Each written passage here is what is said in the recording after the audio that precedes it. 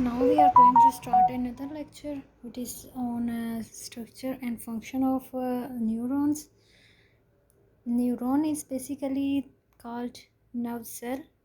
A basic unit of the nervous system is neuron, which is an electrically excitable cell that processes and transmits information through electrical and chemical signals.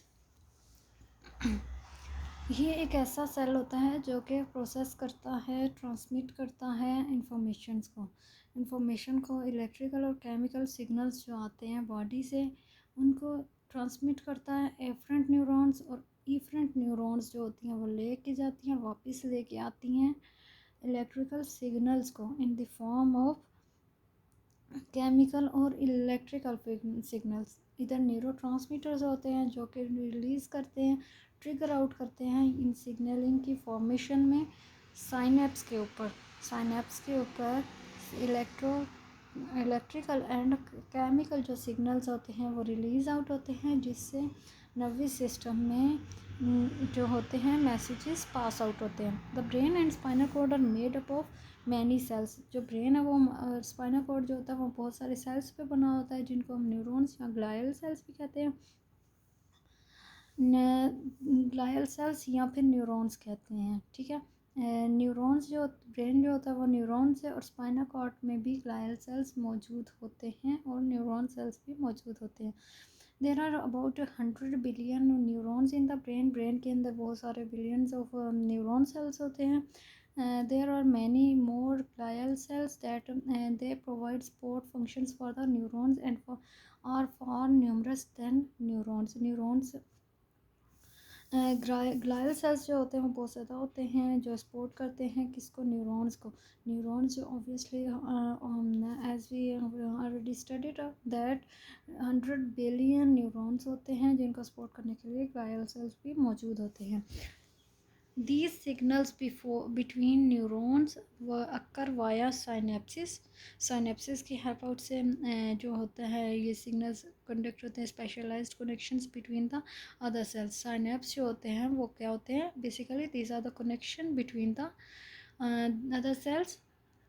Neurons can connect to each other to form neural networks, और ये फिर neural networks बनाते हैं। Nerve cell जो होता है वो basic unit है न्यूरॉन का जो एक्साइटेबल इलेक्ट्रिकल इम्पल्स को कंडक्ट करता है, जो कि न्यूरोट्रांसमिटर रिलीज़ करते हैं सिग्नल्स।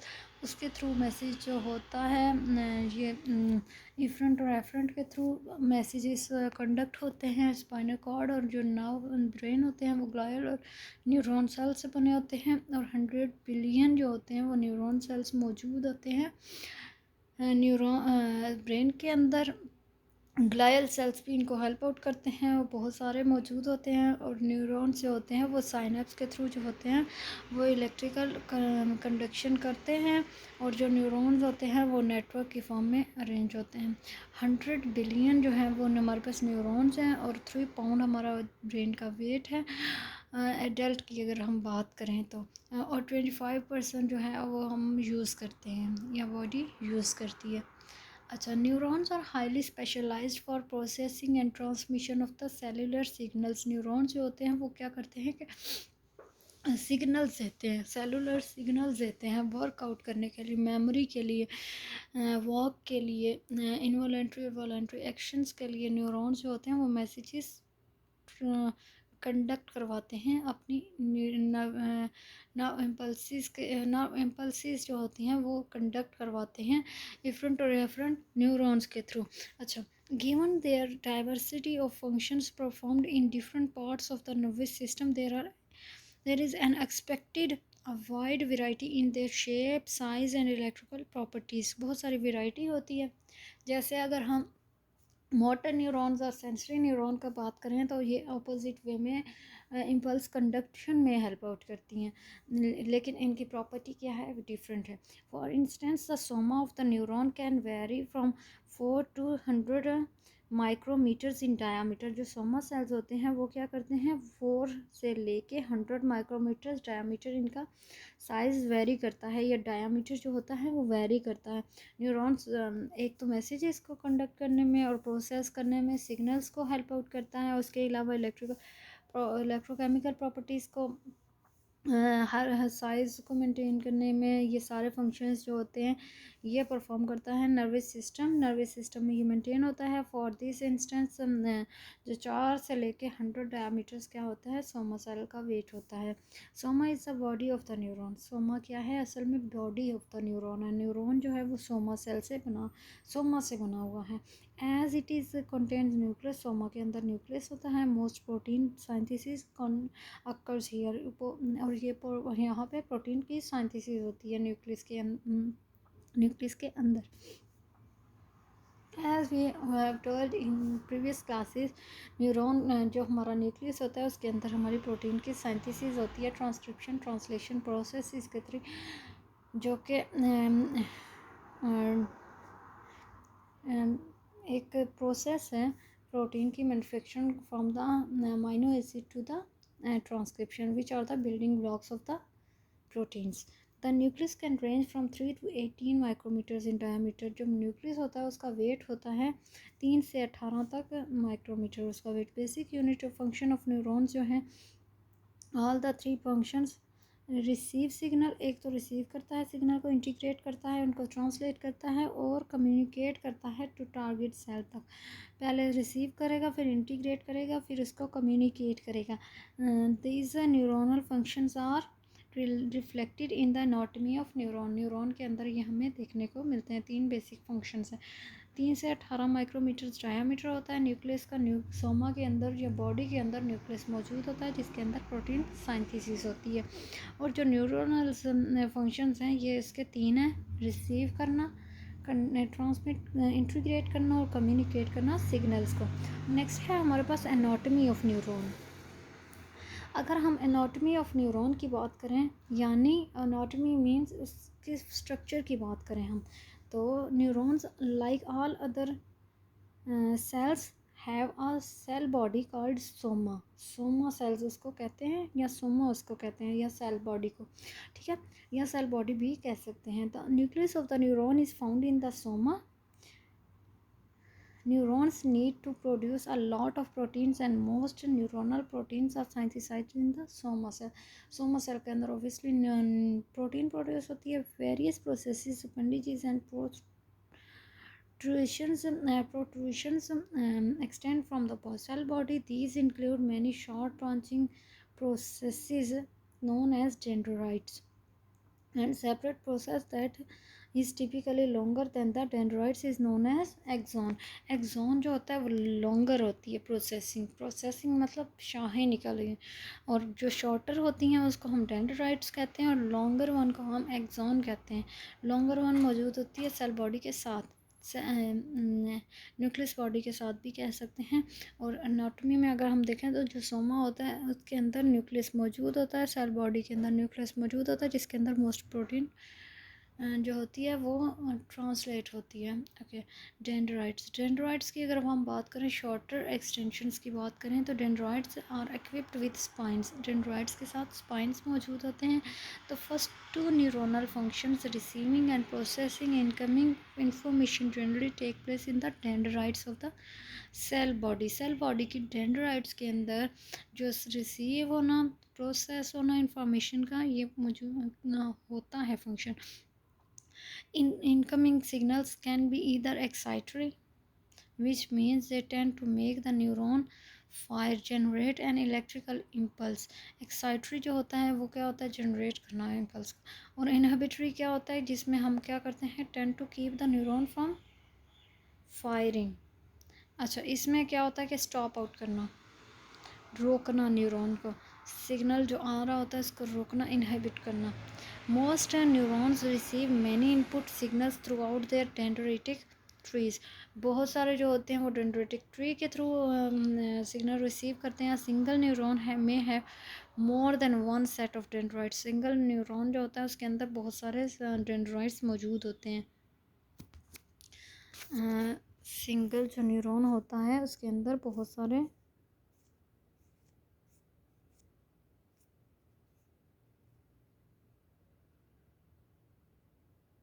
न्यूरॉन्स मौजूद होते हैं।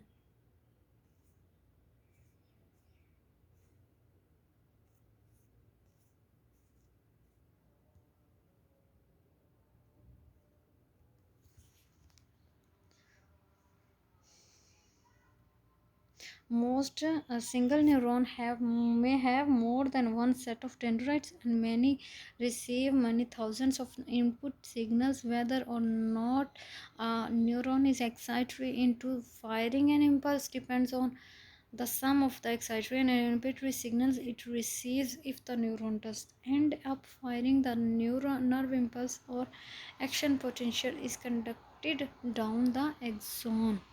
ओके सबसे पहले क्या होता है, सिग्नल्स जो होते हैं वो डेंड्राइट्स में आते हैं, उसको हम क्या कहते हैं कि वो एक्साइटरी एक्शन करेगा।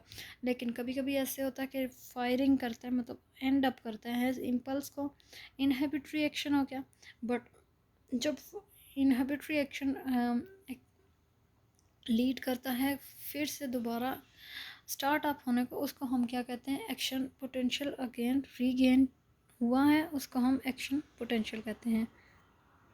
एक्सॉन्स, अगर हम बात करें, axons differ from the dendrites in several ways. Axons जो होते हैं वो डेंड्राइट से कैसे डिफर करते हैं? And dendrites tend to taper and are often covered with a little bumps called spines। अच्छा, जो डेंड्राइट्स होते हैं वो टेपर होते हैं, कॉर्नर एंड वाले होते हैं, और स्पाइंस उसके ऊपर होते हैं।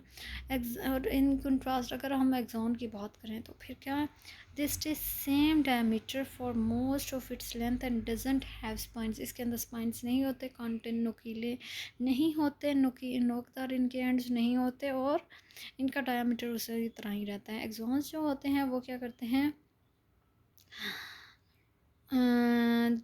arise from the cell body of the specialized area called axon hillock। axon hillock से बनते हैं in motor neurons and interneurons। It's at the axon hillock that action potential is initiated. अच्छा, अगर हम मोटर और न्यूरॉन्स और inter neurons की बात करें तो इसमें हेलक जो होता है उससे एक्शन पोटेंशियल जनरेट होता है।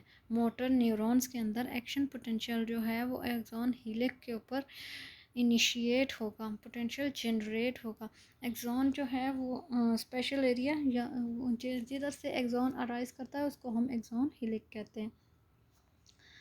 अच्छा, many axons are covered with the specialised insulating substance called myelin.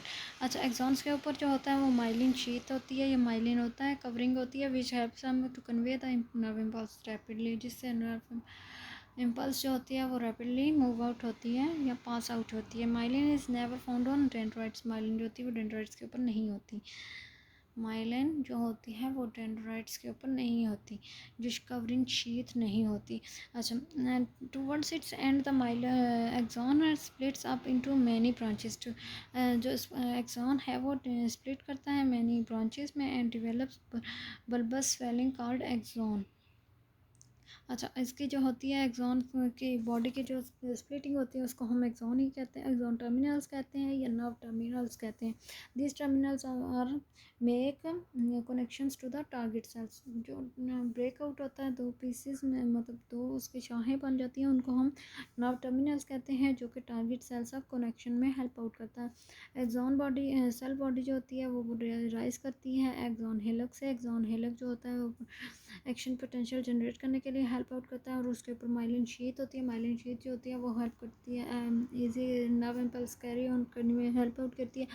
Myelin sheath जो होती है वो डेंड्राइट्स के ऊपर नहीं होती, और ये जो होता है ये स्प्लिट आउट होते हैं टर्मिनस में, एक्सॉन टर्मिनस में या फिर एक्सॉन नर्व टर्मिनल में, और कनेक्शन करती हैं टारगेट तक। और ये डेंड्राइट्स होते हैं, ये टेपर और इनके ऊपर स्पाइंस ट्रिपर एंड्स होते हैं, और इनके ऊपर स्पाइन जो कॉर्नर्स होते हैं वो कवरिंग उसको स्पाइंस कहते हैं, लिटिल बम्प्स को हम स्पाइन कहते हैं, और डायामीटर जो होता है उसका सेम रहता है एक्सॉन का, और इनके ऊपर स्पाइंस होते हैं। अगर हम बात करें बहुत सारे न्यूरॉन्स जो होते हैं वो मल्टीपोलर होते हैं। मल्टीपोलर कैसे होते हैं?